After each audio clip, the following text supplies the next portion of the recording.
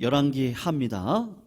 우리 수요일 날은 열왕기하 순서, 오늘은 5장입니다. 1절에서 19절까지만 오늘 같이 교독으로 읽겠는데요. 아람의 장군이었던 나아만이 병고침을 받는 사건입니다. 열왕기하 5장 1절에서 19절 우리 교독으로 읽고 마지막 19절 함께 읽겠습니다. 1절 제가 읽을게요. 아람 왕의 군대 장관 나아만은 그의 주인 앞에서 크고 존귀한 자니 이는 여호와께서 전에 그에게 아람을 구원하게 하셨음이라. 그는 큰 용사이나 나병 환자더라. 전에 어린 소녀 하나를 사로잡음에 나아만의 아내에게 수종들더니 그의 여주인에게 이르되 우리 주인이 사마리아에 계신 선지자 앞에 계셨으면 좋겠나이다. 그가 그 나병을 고치리다 하는지라. 나아만이 들어가서 그의 주인께 아뢰어 이르되 이스라엘 땅에서 온 소녀의 말이 이러이러하더이다 하니 아람 왕이 이르되 갈지어다. 이제 내가 이스라엘 왕에게 글을 보내리라 하더라. 나아만이 곧 떠날새 은 10달란트와 금 6,000개와 의복 10벌을 가지고 가서 이스라엘 왕에게 그 글을 전하니 일렀으되 내가 내 신하 나아만을 당신에게 보내오니 이 글이 당신에게 이르거든 당신은 그의 나병을 고쳐주소서 하였더라. 이스라엘 왕이 그 글을 읽고 자기 옷을 찢으며 이르되 내가 사람을 죽이고 살리는 하나님이냐? 그가 어찌 사람을 내게로 보내 그의 나병을 고치라 하느냐? 너희는 깊이 생각하고 저 왕이 틈을 타서 나와 더불어 시비하려 함인 줄 알라 하니라. 하나님의 사람 엘리사가 옷을 찢었다 함을 듣고 보내 이르되 왕이 어찌하여 그 사람을 내게로 오게 하소서. 그가 이스라엘 중에 선지자가 있는 줄을 알리이다 아니라. 나아만이 이에 말들과 병거들을 거느리고 이르러 엘리사의 집 문에 서니 엘리사가 사자를 그에게 보내 이르되 너는 가서 요단강에 몸을 7번 씻으라. 내 살이 회복되어 깨끗하리라 하는지라. 나아만이 노하여 물러가며 이르되 내 생각에는 그가 내게로 나와 서서 그의 하나님 여호와의 이름을 부르고 그의 손을 부위 위에 흔들어 나병을 고칠까 하였도다. 다메섹강 아바나와 바르발은 이스라엘의 모든 강물보다 낫지 아니하냐? 내가 거기서 몸을 씻으면 깨끗하게 되지 아니하랴 하고 몸을 돌려 분노하여 떠나니 그의 종들이 나와서 말하여 이르되 내 아버지여 선지자가 당신에게 큰 일을 행하라 말하였더라면 행하지 아니하였으리까? 하물며 당신에게 이르기를 씻어 깨끗하게 하라 함이라이니 함이리까 하니. 나아만이 이에 내려가서 하나님의 사람의 말대로 요단강에 7번 몸을 잠그니 그의 살이 어린아이의 살같이 회복되어 깨끗하게 되었더라. 나아만이 모든 군대와 함께 하나님의 사람에게로 돌아와서 그의 앞에 서서 이르되 내가 이제 이스라엘 외에는 온 천하에 신이 없는 줄 아나이다. 청하건대 당신의 종에게서 예물을 받으소서 하니 이르되 내가 섬기는 여호와께서 살아계심을 두고 맹세하노니 내가 그 앞에서 받지 아니하리라 하였더라. 나아만이 받으라고 강권하되 그가 거절하니라. 나아만이 이르되 그러면 청하건대 노새 2마리의 실을 흙을 당신의 종에게 주소서. 이제부터는 종이 번제물과 다른 희생제사를 여호와 외 다른 신에게는 드리지 아니하고 다만 여호와께 드리겠나이다. 오직 한 가지 일이 있사오니 여호와께서 당신의 종을 용서하시기를 원하나이다. 곧 내 주인께서 림몬의 신당에 들어가 거기서 경배하며 그가 내 손을 의지하심에 내가 림몬의 신당에서 몸을 굽히오니 내가 림몬의 신당에서 몸을 굽힐 때에 여호와께서 이 일에 대하여 당신의 종을 용서하시기를 원하나이다 하니, 우리 같이 읽어요. 엘리사가 이르되 너는 평안히 가라 하니라. 그가 엘리사를 떠나 조금 가니라. 아멘. 성도님들, 제가 질문 하나 그냥 드릴게요. 예. 하나님이 하나님의 자녀들만 사랑하세요? 아니면 그 세상 사람들도 사랑하십니까? 네? 뭐라고요? 네, 사랑하시죠? 네, 그게 맞죠. 그런데 우리가 신앙의 과정을 거치면서 한번 제가 주일날 한번 누가복음의 말씀을 가지고 한번 좀 이야기를 나누려고 하는데, 이번 주에 할까 하여튼 뭐 언제 할까 한번 그러고 있거든요. 근데 그 첫째 아들 있죠. 탕자 둘째 아들이 아버지의 상속권을 미리 달라고 해서 불효자가 돼서 세상에 나가서 아버지의 재산을 허랑방탕하고 아버지 집으로 돌아옵니다. 그런데 첫째 아들이 어떻게 하죠? 자기 둘째 동생을 집안에 들이는 거를 거절하죠. 그러면서 아버지에게 했던 말이 있습니다. 아버지, 저는 이렇게 아버지의 집에서 열심히 노력하고 애를 썼는데 저 불효자를 어떻게 하나님 나라의 집으로 초청할 수 있습니까? 이제 그렇게 이야기를 합니다. 무슨 말이죠? 하나님이 나를 사랑해 주셔야죠. 우리의 신앙이 하나님이 세상까지도 사랑한다는 걸 압니다. 그런데 신앙의 과정 가운데 어떤 과정을 거치죠? 하나님이 나만 사랑해. 그 과정을 거치다가 이게 보니까 옆에 있는 사람도 사랑하는 거예요. 우리 성도님들 옆분들도 다 사랑하고 계셨어요.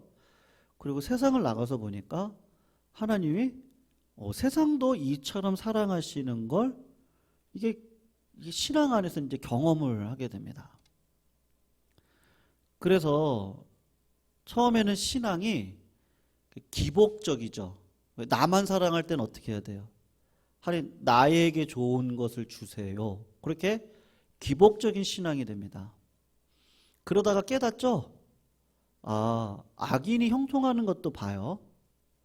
그리고 선인과 악인에게 똑같은 햇빛을 주시고 똑같이 비를 주시고, 악인이 열심히 살아가면 그 살아간 것에 대한 대가를 하나님이 지불을 해주시거든요. 그런 것들을 보면서 하나님은 교회 안에만 계십니까? 아니면 세상 전반적으로 다 계세요? 다 계시죠? 근데 우리는 교회 안에 있다고 생각할 때가 사실은 많아요. 기도는 그래요. 집에서 기도하는 게 쉬워요, 어려워요? 어려워요. 집에서 기도하는 건 전화가 오기도 하고 내가 있는 자리가 불편하기도 하고 뭐 TV를 켜고 싶은 마음도 들고 뭐가 먹고 싶은 마음도 들고, 집에 있으면 기도가 잘 안 됩니다. 근데 예배당에 오면 벌써 하나님께서 내 마음을 이렇게 잡아주시죠. 그런 공간이에요. 이 공간은 예수 믿는 자들이 주일이 됐던 예배 때 와가지고 서로 격려하고 힘을 주고, 그리고 우리들은 세상에 나가서 빛과 소금의 역할을 감당하면서 살아가는 것이 하나님께서 저희들에게 주신 전반적인 뜻입니다. 그런데 우리의 신앙이 때로는요, 나만 사랑하고 교회에만 하나님이 계시고 세상은 악한 곳이고 그렇게 생각을 할 때가 많은 거죠. 생각을 해보세요. 여러분, 이슬람 교도들도 하나님이 사랑하시는 거 맞아요? 여기에 대답을 한번 해보시고요. 힌두교들 하나님이 사랑하시는 자들 많습니까? 불교인들 하나님이 사랑하시는 자들인가요? 신천지들. 네. 하나님은요 다 사랑하세요. 믿으시기를 주의 이름으로 축원합니다. 근데 왜 사랑하시죠? 그들을 하나님의 자녀로 불러오기 위해서 하나님은 지금도 용납하시는 거예요. 오늘 새벽에도 말씀드렸는데 요한복음 8장을 가면 간음을 했던 여인을 이스라엘 백성들이 끌고 옵니다. 그리고 예수님을 시험을 합니다. 예수님, 이 간음했던 여자를 어떻게 하면 좋을까요? 아니 간음을 했으면 간음을 했던 남자도 끌고 와야 되잖아요. 근데 여자만 끌고 와요. 왜 그렇겠어요? 예수님을 공경에 빠뜨리려고 하는 거예요. 만약에 예수님이 이 자를 돌로 치라고 하면 그 당시 로마법으로는 유대인들이 사형법을 자기 법으로 집행할 수 없습니다. 그러니까 로마법에 걸리는 거예요. 그러니까 이걸로 고소를 하려고 그래요. 만약에 치지 말라고 하면 레위기에 나와 있는 말씀, 하나님의 말씀, 간음한 자는 돌로 쳐 죽이라고 하는 말씀이 있거든요. 아니 당신이 하나님의 선지자라고 하면서 하나님의 율법을 무시하는 자가 선지자이겠습니까? 이거 어떻게 하든지 머리를 써가지고 빠져나갈 수 없도록 상황을 딱 만들어 놓은 거예요. 여러분 그 상황을 주님이 어떻게 이기시죠?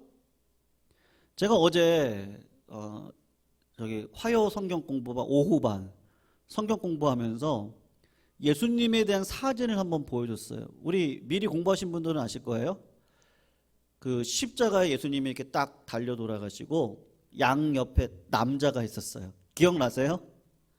제가 보여드렸던 사진 가운데 다음 주 화요일 오전반은 이제 그걸 공부할 건데 동성애예요. 동성애. 남자들이 동성애를 하고 있고 예수 그리스도가 가운데 서서 십자가에 달려 돌아가시는 사진이 있거든요. 이 사진은 예수님에 대해서 잘못된 관점을 가지고 있는 사진이라고 제가 예전에 말씀드린 적이 있어요. 여러분, 하나님의 사랑은요, 양면성이 있습니다.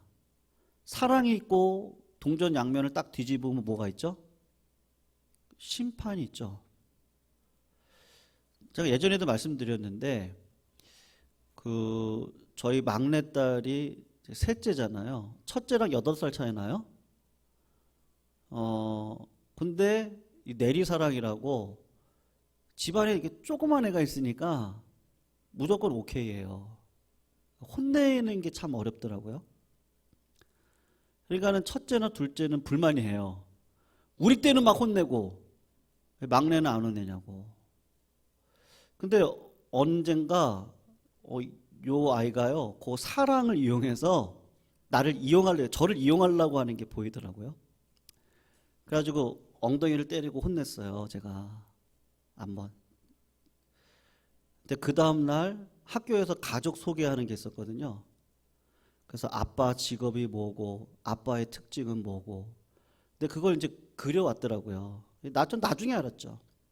아빠 직업 목사, 아빠 특징 짜증내고 분노하고 뭐 이렇게 쓴 거예요. 성도님들, 자녀를 사랑하면 다 받아주세요? 다 받아주면 큰일 나요. 예, 불효자 됩니다. 가르쳐야 돼요. 용돈 떼고 설거지하는 법도 가르치고 세상 살아갈 때 어떻게 살아가야 될지 이렇게 온실 속에 화초처럼 키우면 진짜 몰라서 관계 속의 어려움을 나중에 고생하더라고요. 가르쳐야 되거든요. 여러분 제가 아까 얘기했던 그 동성애 사진이요. 뭐만 강조한 거죠?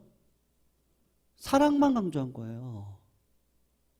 동전을 딱 뒤집으면 뭐가 있어요? 하나님의 심판이 있어요. 하나님의 심판은 안 가리키고 하나님의 사랑만 강조하면서 동성애를 받아들이셔야죠. 사랑으로 품으셔야죠. 근데 성경에 뭐라 그러죠? 동성애는 돌로 쳐 죽이라 그랬어요. 그러니까 교회에서 품어야 되지만 이건 죄라고 이야기를 해야 되는 거죠. 여러분 예수님이 죄 있는 여자가 간음을 해서 잡혀왔는데 요거 딱 보니까 나를 얽어매려고 하는 작전이에요. 뭐로 풀어요? 첫 번째는 사랑으로 풀어요. 너희들 죄가 없는 자들이 이 여자를 향해서 돌을 던져라. 사랑으로 풀어요. 죄가 없는 자들이 없으니까 돌을 들었던 돌을 다 내려놔요. 그리고 어떻게 하죠? 다 떠났어요. 그리고 예수님이 그냥 됐다, 이제 가라, 그렇게 얘기하세요? 뭐라고 얘기하시죠? 다시는 죄를 짓지 말아라. 주님이 사랑과 심판으로 이 모든 상황을 풀어내시는 거예요. 마찬가지죠. 여러분, 우리들이 예수 믿지 않는 자들을 대할 때 어떻게 대하세요? 우린 자꾸 심판으로 대하려고 그러세요. 아, 예수 믿지 않는 것들, 저러니까 복 못 받지. 근데 신앙생활을 오래 하시다 보면요, 그 예수 믿지 않는 자들이 당하는 고통을 신자들이 당하고 있죠. 똑같거든요. 우린 죄인이기 때문에 오늘 나아만이 문둥병에 걸렸듯이 다음 주에 보면요, 엘리사의 종이었던 게하시의 문둥병이 그 남자에게로 이전이 돼요. 이거 아주 의미가 있는 내용이거든요. 여러분, 이방인이었던 나아만의 병마가 고침을 받고, 그리고 온전한 육신이었던 게하시가 그 이방인의 병마가 들어오는 일들이 벌어지는데, 여기에는 어떤 원리가 있냐면 사랑과 심판의 원리가 같이 들어가 있거든요. 사랑하는 성도님들, 오늘 본문에 보면 나아만 가족 가운데 한때 아람 군대가 전쟁하러 나갔다가 한 소녀를 데리고 왔어요. 근데 이 소녀가 딱 보니까 나아만 장군이 아람 사람이에요. 자기는 유대 소녀죠. 믿음이 있는 여자였어요. 근데 상황상 잡혀왔어요. 그러면 상황을 원망하고 불평하고 그리고 부정적인 생각을 갖고 살아갈 수 있는 여자임에도 불구하고 어린 소녀인데 그렇게 살지 않고 하나님을 바라보고 살아갔던 것 같아요. 여러분, 상식적으로요, 나를 잡아와 고생을 시키는 나아만 장군이에요. 그러면 어떻게 하시겠어요? 잘 됐네. 저렇게 죄악을 범하더만 하나님께서 나병으로 치셨네. 이렇게 생각하기 얼마나 쉬워요. 근데 이 어린 소녀는 어떤 올바른 성숙한 신앙이 있어요? 지금은 은혜의 때다. 누구든지 예수 믿고 회개하면 하나님께서 그의 삶 가운데 구원의 역사를 일으켜 주실 것이다. 이 믿음이 딱 들어가 있는 거예요. 어떤 믿음이요? 사랑의 믿음이요. 예수 믿지 않으니까 저렇게 됐지. 꼴 좀 봐라. 나에게 이렇게 하니까 그래, 하나님께서 원수 갚아주는 거지. 행여 그렇다 할지라도 우리는 어떻게 해야 돼요? 이 작은 소녀처럼요, 긍휼한 마음이 필요합니다. 그 베드로가 얘기했죠. 원수를 몇 번까지 용서해야 됩니까? 70번씩 7번인데 490번이에요. 그러니까 어떻게 용서하라는 거예요? 끝까지 용서하라는 거죠. 우리는 데드라인이 있죠. 딱 3번이요. 내가 요번 봐주고 요번 봐주고 마지막 3번째 딱 그러면 이제 너랑 끝이야. 여러분, 이 어린 소녀의 마음 가운데 무슨 마음이 있어요? 하나님이 세상을 이처럼 사랑하사 독생자 예수를 보내주셨으니 저는 믿는 자는 멸망치 않고 영생을 얻게 하려 하심이라고 하는 믿음이 딱 들어가 있는 거예요. 그러니까 저 사람에게도 예수 그리스도의 은혜가 들어가며 저 사람은 영생을 얻고 구원 얻는 백성이 될 것이다. 이 믿음이 딱 들어가 있습니다. 그러니까 나아만한테 이야기를 하는 거죠. 뭐라고요? 우리 이스라엘 땅에 선지자가 있는데 우리 주인이 그분을 가서 만났으면 좋겠습니다. 하나님이 요 들음에 믿음을 주셨어요. 그래서 나아만이 어떻게 하죠? 그래, 가보자. 여러분 신앙생활 처음 시작할 때요, 은혜 받을 때, 어제도 성경 공부하면서 성령을 뜨겁게 받을 때 여러분 보통 나타나는 특징이 뭐예요? 은혜를 너무 뜨겁게 받으면 어때요? 두렵습니다. 그러니까 어제도 그런 고백을 어떤 분이 하셨는데 똑같이 경험하시는구나. 내 죄악 때문에 이렇게 막 폭로가 되어지기 때문에요, 성령의 불이 들어오고 은사가 들어오면 막 겁나고 두렵고 막 그렇거든요. 뿐만 아니라 그렇게 붙들려 살아가는 인생이 만만치 않은 인생을 걸어갑니다. 그래서 제가 첫 번째 사역했던 교회 안수 집사님께서 농담처럼 저한테 그러더라고요. 목사님, 저는 일부러 은혜 안 받으려고 그래요. 왜요? 그러니까 저 고생하기 싫어요.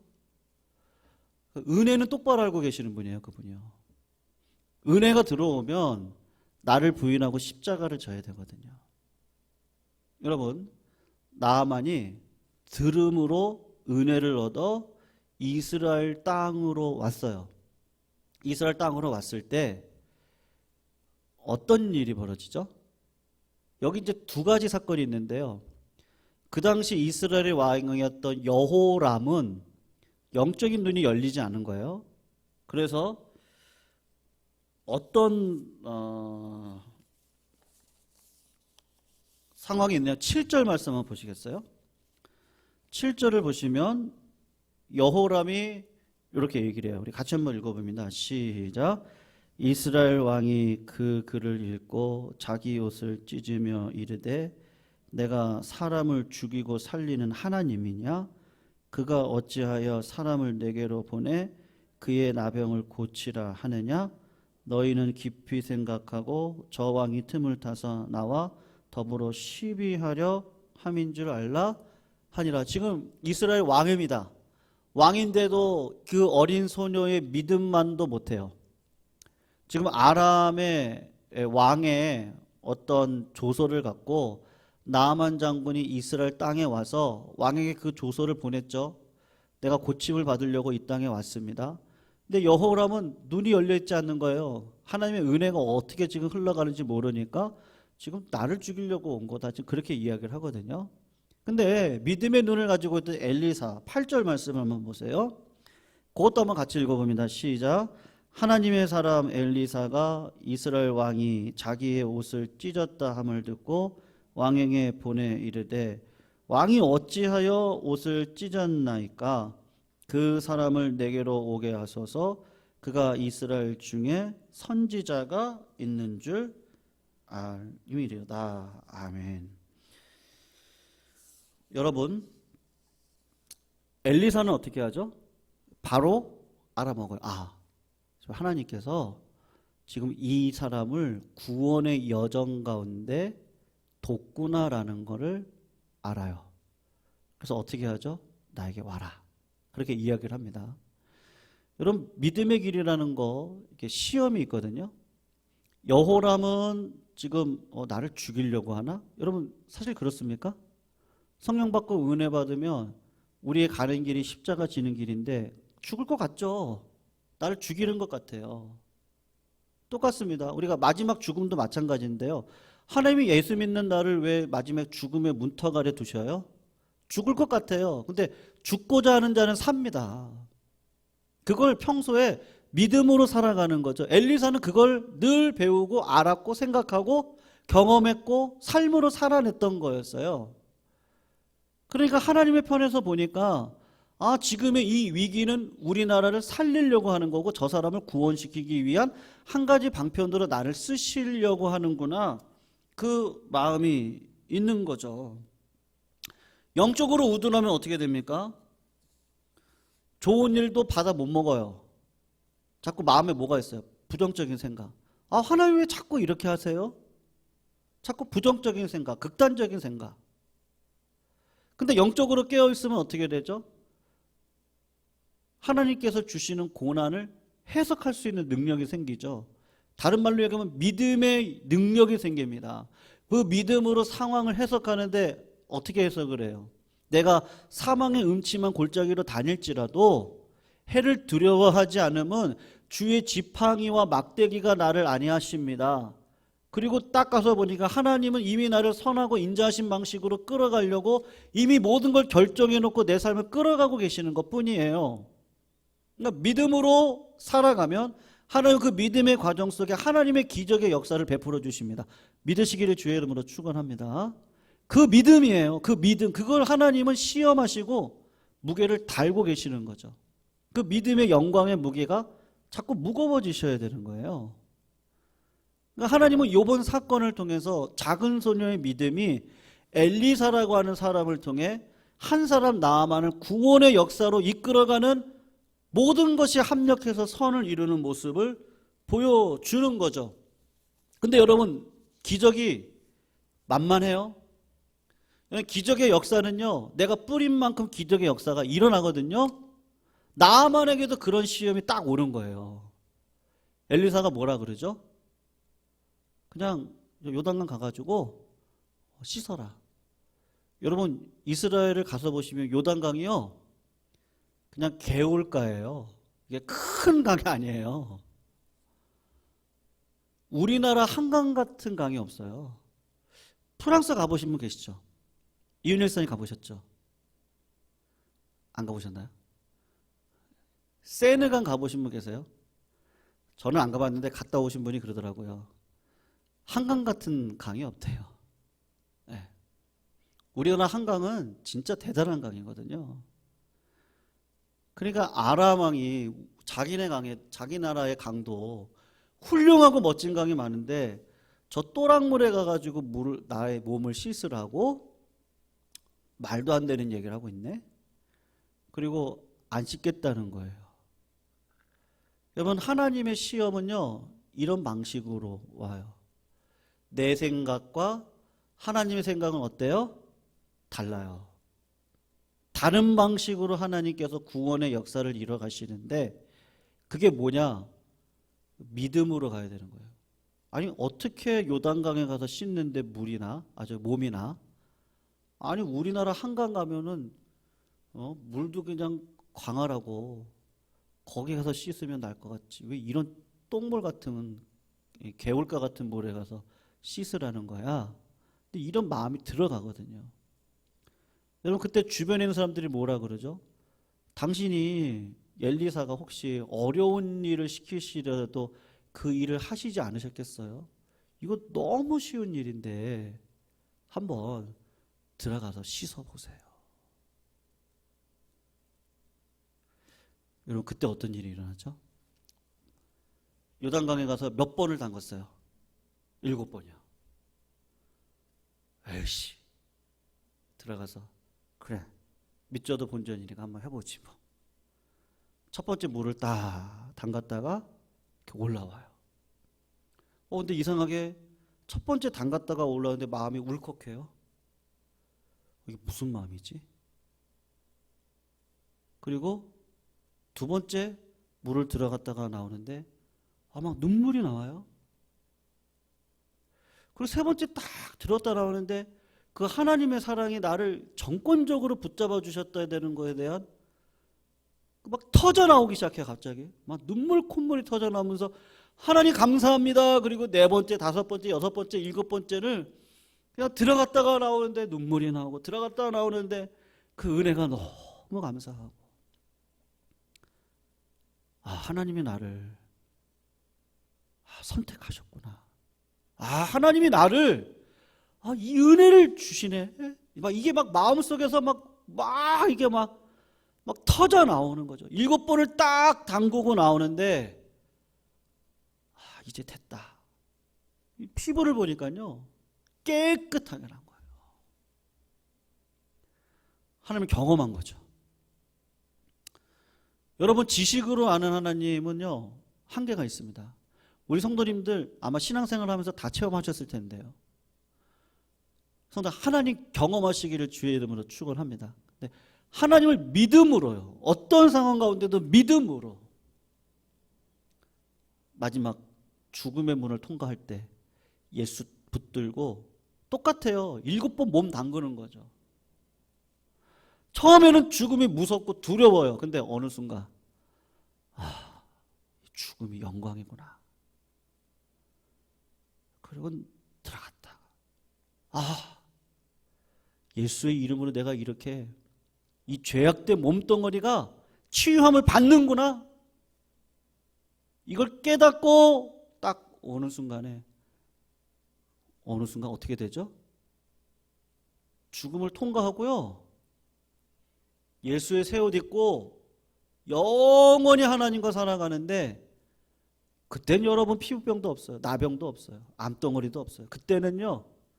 진짜 우리가 인생에서 경험할 수 있는 수많은 병마들은 하나도 없습니다. 믿으시죠? 없어요. 그때는 없어요. 그럴 날을 보여주면서 나아만에게 지금 이 병이 치유되는 과정 속에 하나님이 자꾸 어떻게 하세요? 감화와 감동을 주셔서 내 모든 시험 무거운 짐을 주 예수 앞에 아뢰며 그 주님이 나를 불쌍히 여겨 내 모든 짐을 벗기시네. 아마 저는 나아만이 이 찬양의 고백을 했다고 생각해요. 여러분, 사실 뭐가 문제죠? 우리 교만이 문제예요. 왜 하나님이 나만 사랑한다 생각해요? 왜 하나님이 교회에만 있다 생각해요? 교만하니까요. 자꾸 어릴 적 사랑만 꿈꿔요. 나이가 들면 어떻게 되죠? 내 자손들을 돌보고 내 형제들을 돌보고 내 남편, 내 아내를, 내 가족들만 가족인 줄 알았는데 교회에 있는 영적인 가족들이 다 내 가족이고 교회 영적인 가족들만 내 가족인 줄 알았는데 세상 사람들 보니까 다 불쌍해 보여요. 진짜 저 수많은 짐을 지고 예수 알면 저렇게 살아가지 않을 텐데 저 사람들도 다 내 가족들인데 그런 마음이 점점 마음 안에 들어오면서 내 모든 시험 무거운 짐을 주 예수 앞에 아뢰시다. 그렇게 살아갈 수 있는 은혜를 더하여 주실 줄로 믿습니다. 우리 같이 한번 말씀 붙들고 찬양하면 좋겠는데요. 337장 같이 한번 말씀 생각하면서 같이 한번 찬양했습니다.